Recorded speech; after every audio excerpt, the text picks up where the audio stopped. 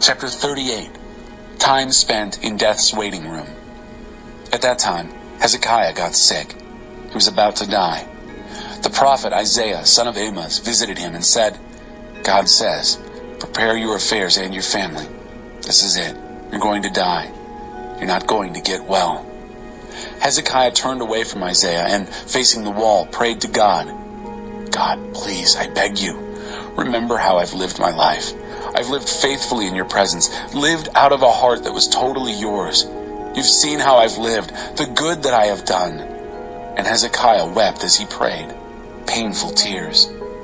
Then God told Isaiah, go and speak with Hezekiah. Give him this message from me, God, the God of your ancestor David. I've heard your prayer. I've seen your tears. Here's what I'll do. I'll add 15 years to your life, and I'll save both you and this city from the king of Assyria. I have my hand on this city. And this is your confirming sign, confirming that I, God, will do exactly what I have promised. Watch for this. As the sun goes down and the shadow lengthens on the sundial of Ahaz, I'm going to reverse the shadow 10 notches on the dial. And that's what happened. The declining sun's shadow reversed 10 notches on the dial. This is what Hezekiah, king of Judah, wrote after he'd been sick and then recovered from his sickness. In the very prime of life, I have to leave. Whatever time I have left is spent in death's waiting room. No more glimpses of God in the land of the living. No more meetings with my neighbors. No more rubbing shoulders with friends. This body I inhabit is taken down and packed away like a camper's tent. Like a weaver, I've rolled up the carpet of my life as God cuts me free of the loom, and at day's end sweeps up the scraps and pieces. I cry for help until morning. Like a lion, God pummels and pounds me, relentlessly finishing me off. I squawk like a doomed hen, moan like a dove. My eyes ache from looking up for help. Master, I'm in trouble. Get me out of this. But what's the use? God himself gave me the word. He's done it to me. I can't sleep. I'm that upset, that troubled. Oh, Master, these are the conditions in which people live. And yes, in these very conditions, my spirit is still alive, fully recovered with a fresh infusion of life. It seems it was good for me to go through all those troubles. Throughout them all, you held tight to my lifeline. You never let me tumble over the edge into nothing. But my sins you let go of, threw them over your shoulder. Good riddance. The dead don't thank you, and choirs don't sing praises from the morgue. Those buried 6 feet under don't witness to your faithful ways. It's the living, live men, live women who thank you, just as I'm doing right now. Parents give their children full reports on your faithful ways. God saves and will save me. As fiddles and mandolins strike up the tunes, we'll sing, sing for the rest of our lives in the sanctuary of God. Isaiah had said, prepare a poultice of figs and put it on the boil so he may recover. Hezekiah had said, what is my cue that it's all right to enter again the sanctuary of God? Chapter 39. There will be nothing left. Sometime later, King Merodach-Baladan, son of Baladan of Babylon, sent messengers with greetings and a gift to Hezekiah. He had heard that Hezekiah had been sick and was now well. Hezekiah received the messengers warmly. He took them on a tour of his royal precincts, proudly showing them all his treasures, silver, gold, spices, expensive oils, all his weapons, everything out on display. There was nothing in his house or kingdom that Hezekiah didn't show them. Later, the prophet Isaiah showed up. He asked Hezekiah, what were these men up to? What did they say? And where did they come from? Hezekiah said, they came from a long way off, from Babylon. And what did they see in your palace? Everything, said Hezekiah. I showed them the works, opened all the doors, and impressed them with it all. Then Isaiah said to Hezekiah, now listen to this message from God of the angel armies. I have to warn you, the time is coming when everything in this palace, along with everything your ancestors accumulated before you, will be hauled off to Babylon.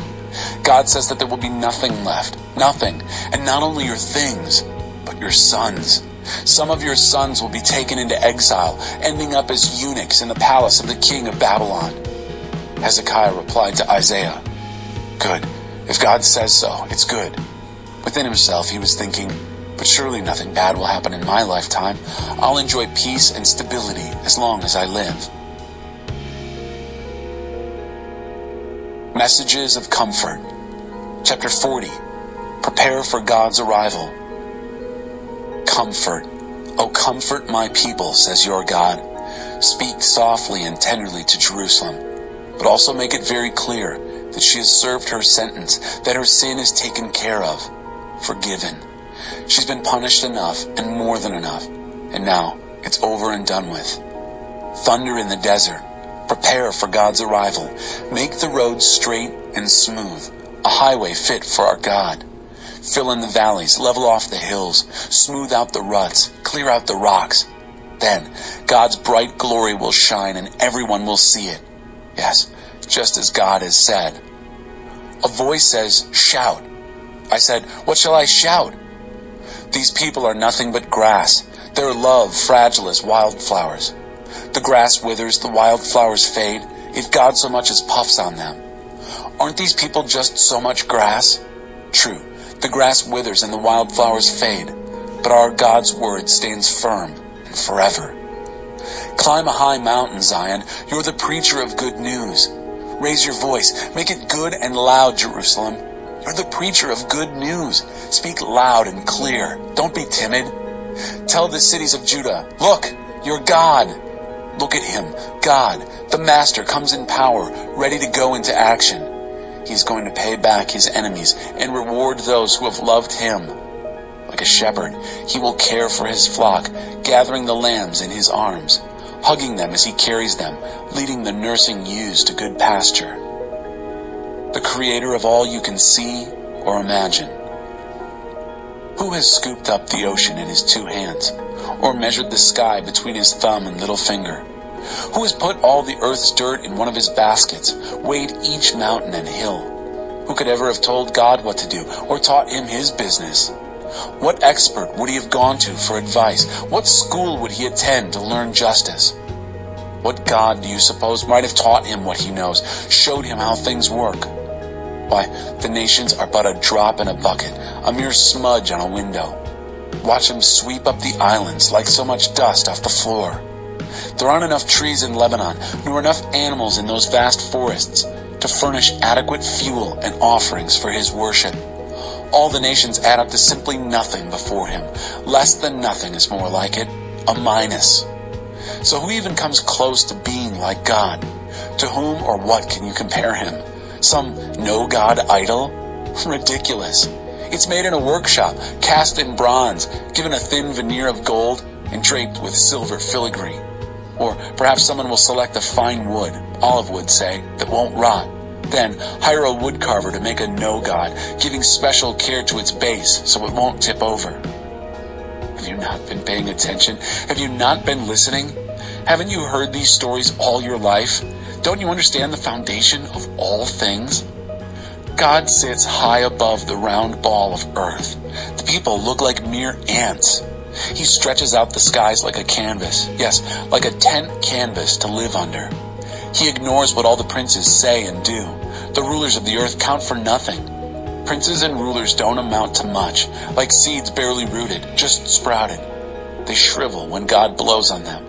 Like flecks of chaff, they're gone with the wind. So, who is like me? Who holds a candle to me, says the Holy? Look at the night skies. Who do you think made all this? Who marches this army of stars out each night, counts them off, calls each by name, so magnificent, so powerful, and never overlooks a single one? Why would you ever complain, O Jacob, or whine, Israel, saying, God has lost track of me. He doesn't care what happens to me. Don't you know anything? Haven't you been listening? God doesn't come and go. God lasts. He's creator of all you can see or imagine. He doesn't get tired out, doesn't pause to catch his breath. And he knows everything, inside and out. He energizes those who get tired, gives fresh strength to dropouts. For even young people tire and drop out. Young folk in their prime stumble and fall. But those who wait upon God get fresh strength. They spread their wings and soar like eagles. They run and don't get tired. They walk and don't lag behind. Chapter 41. Do you feel like a lowly worm? Quiet down, far-flung ocean islands. Listen. Sit down and rest, everyone. Recover your strength. Gather around me. Say what's on your heart. Together, let's decide what's right. Who got things rolling here? Got this champion from the east on the move?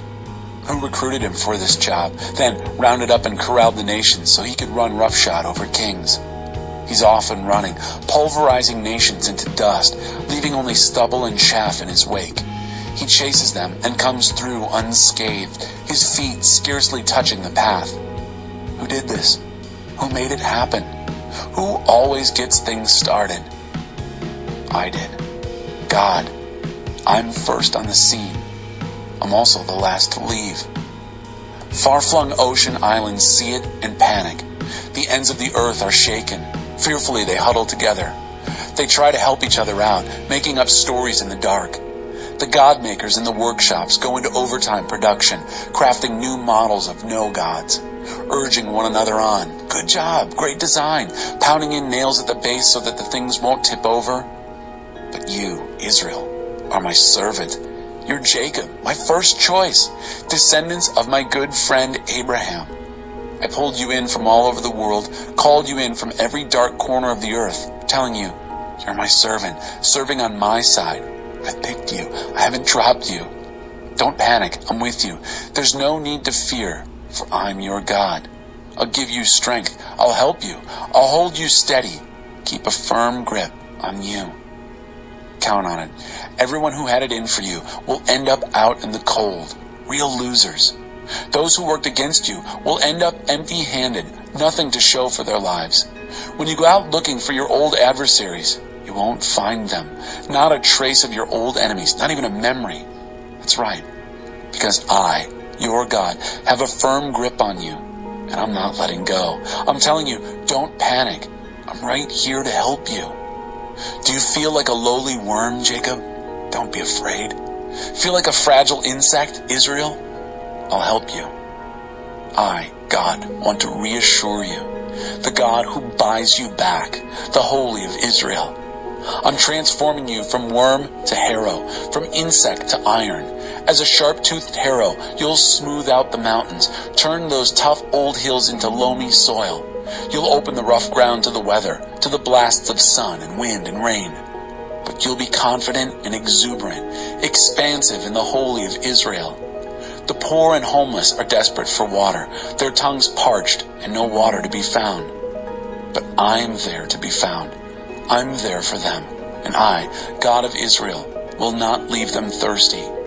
I'll open up rivers for them on the barren hills, spout fountains in the valleys. I'll turn the baked clay badlands into a cool pond, the waterless waste into splashing creeks. I'll plant the red cedar in that treeless wasteland, also acacia, myrtle, and olive. I'll place the cypress in the desert with plenty of oaks and pines. Everyone will see this. No one can miss it. Unavoidable, indisputable evidence that I, God, personally did this. It's created and signed by the Holy of Israel. Set out your case for your gods, says God. Bring your evidence, says the King of Jacob. Take the stand on behalf of your idols. Offer arguments. Assemble reasons. Spread out the facts before us so that we can assess them ourselves. Ask them, if you are gods, explain what the past means, or, failing that, tell us what will happen in the future. Can't do that? How about doing something? Anything. Good or bad, whatever. Can you hurt us or help us? Do we need to be afraid? They say nothing, because they are nothing. Sham gods, no gods, fool-making gods. I, God, started someone out from the north, and he's come. He was called out of the east by name. He'll stomp the rulers into the mud, the way a potter works the clay. Let me ask you, did anyone guess that this might happen? Did anyone tell us earlier so we might confirm it with, yes, he's right? No one mentioned it. No one announced it. No one heard a peep out of you. But I told Zion all about this beforehand. I gave Jerusalem a preacher of good news. But around here, there's no one who knows what's going on. I ask, but no one can tell me the score. Nothing here. It's all smoke and hot air. Sham gods, hollow gods, no gods.